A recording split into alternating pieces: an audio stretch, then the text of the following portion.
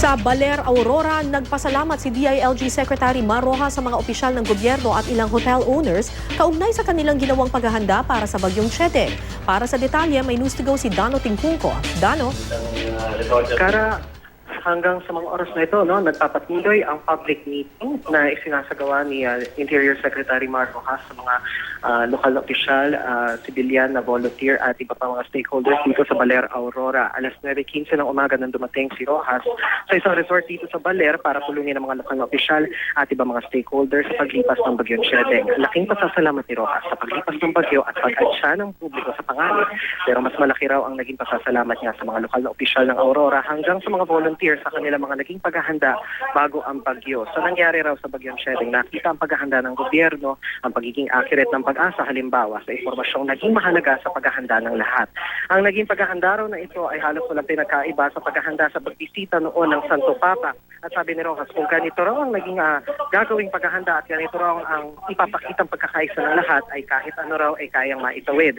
Ginawang ehemplo ni Rojas ang paghahanda ng Aurora Local Government at volunteers sa kanilang, in his words, deliberate o hindi bara-bara, programmatic o hindi nagkakanya-kanya at sustained o pangmatagalan at hindi ningas kubo na paghahanda. Sa kabila daw ng paglusaw ng bagyo, nagawa pa rin daw paghandaan ng gobyerno ang anumang posibleng sitwasyon. At kung ito raw ang gagawing, kumbaga, template, at kung ganito raw ang gagawing estilo na paghahanda sa mga susunod na bagyo o susunod na mga sakuna, kahit ano raw, maaari daw natin maitawid.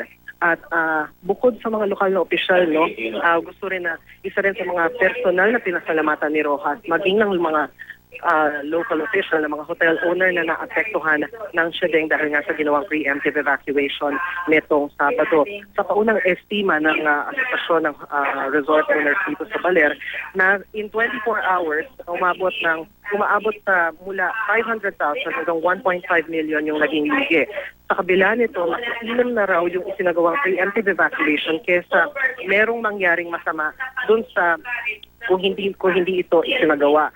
Maganda rin daw yung nangyari dahil kung hindi daw dahil sa Bagyong Siedeng, hindi raw makikita ang ganda ng Baler. Kaya sa ngayon, dahil ang ating nabanggit, patuloy pa rin itong ginagawang pulong, pero katakaian, nakatakda namang tumungo si Secretary Rojas sa Isabela para sa pagtulong naman sa mga opisyal doon. Kara?